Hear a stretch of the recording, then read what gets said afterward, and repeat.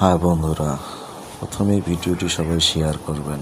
এটি একটি দুঃখজনক ঘটনা, সারা দেশবাসীকে দেখার সুযোগ করে দিবেন। পঞ্চগড় জেলা ১ নং অমরখানা ইউনিয়নে ঐতিহাসিক মহারাজা দিঘি একটি লাশ ভেসে আছে।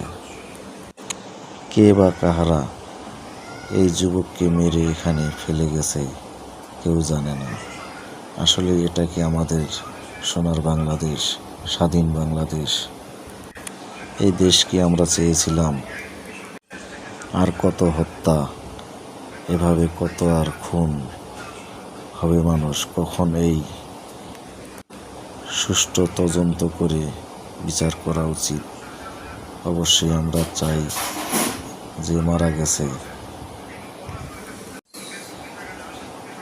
তার পরিবারের কাছে লাশটি পৌঁছায় দেওয়া।